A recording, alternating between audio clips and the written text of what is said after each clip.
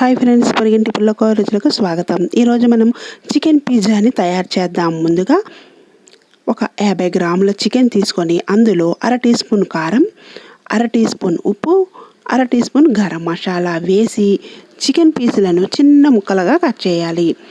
చిన్న ముక్కలుగా కట్ చేసిన తర్వాత వాటిలో ఈ మసాలాలన్నింటినీ వేసి శుభ్రంగా చేత్తో బాగా కలిపేసుకోవాలి. ఈ విధంగా చికెన్ పీసులకు మసాలాలన్నీ బాగా పట్టేశాయి కదా. ఇప్పుడు మనం ఒక బౌల్లో తీసి మూత పెట్టి 10 నిమిషాల పాటు నాననిద్దాం. 10 నిమిషాలు నానిన తర్వాత ఇప్పుడు మనం పిజ్జా చేయడానికి పిజ్జా బేస్ని తీసుకుందాం. పిజ్జా బేస్ని తీసుకున్నాం కదా. ఇప్పుడు ఈ పిజ్జా బేస్లు మనకి బేకరీస్లో దొరుకుతాయి. వాటిని తెచ్చుకొని ఇలా షెజ్వాన్ సాసు సూపర్ మార్కెట్లో దొరుకుతుంది. షెజ్వాన్ సాసుని వేసి పిజ్జా బేస్ మొత్తానికి అప్లై చేసేసుకోవాలి. ఈ విధంగా స్పూన్తో శుభ్రంగా పిజ్జా బేస్ అంతటిని షెజ్వాన్ సాస్ వేసి అప్లై చేసిన తర్వాత పిజ్జా టాపింగ్ ఉంటుంది, దానిని కూడా ఇదే విధంగా అప్లై చేయాలి.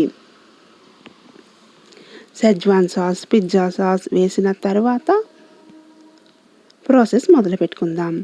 రెండో లేయర్గా ఇప్పుడు మనం పిజ్జా టాపింగ్ని వేసి షెజ్వాన్ సాస్ ఎలా అయితే అప్లై చేసామో అదే విధంగా అప్లై చేయాలి. ఈ చికెన్ పిజ్జా చాలా టేస్టీగా ఉంటుంది. ఒకసారి ట్రై చేయండి. ఇంట్లోనే మనం చాలా సులువుగా టేస్టీగా తయారు చేసేసుకోవచ్చు. ఇప్పుడు మనం సన్నగా తరిగిన క్యాప్సికమ్, ఉల్లిపాయలు, టమాటాలను పొడుగ్గా కట్ చేసుకొని రెడీగా పెట్టుకోవాలి. ఇప్పుడు ముందుగా మనం క్యాప్సికమ్ ముక్కలను ఈ విధంగా సెట్ చేసేసుకోవాలి పిజ్జా బేస్ మీద. ఆ తర్వాత టమాటా ముక్కలను కూడా ఈ విధంగానే సెట్ చేసేసుకోవాలి. చివరగా ఉల్లిపాయ ముక్కలను కూడా ఈ విధంగా పొడుగ్గా కట్ చేసేసుకొని ఈ ఆనియన్ పీసులను ఈ విధంగా సెట్ చేయండి. తర్వాత చికెన్ పీసులను తీసుకొని మనం 10 నిమిషాల ముందు నానబెట్టి పెట్టుకున్నాం కదా రెడీగా. ఈ చికెన్ పీసులను ఇప్పుడు ఈ పిజ్జా బేస్ మీద పెట్టేయాలి. చూసారు కదా, చాలా సులువుగా మనం ఇంట్లోనే చికెన్ పిజ్జాని తయారు చేసేసుకోవచ్చు. ఇప్పుడు చికెన్ పీసులను కూడా ఈ విధంగా పెట్టేసిన తర్వాత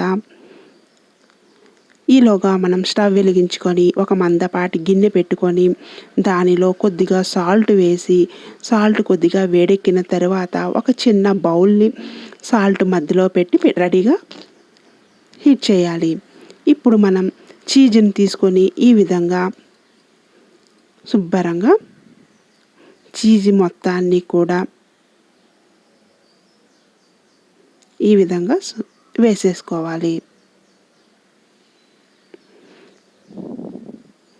చీజ్ని పిజ్జా బేస్ మొత్తానికి కూడా తురిమి వేసేసుకోవాలి.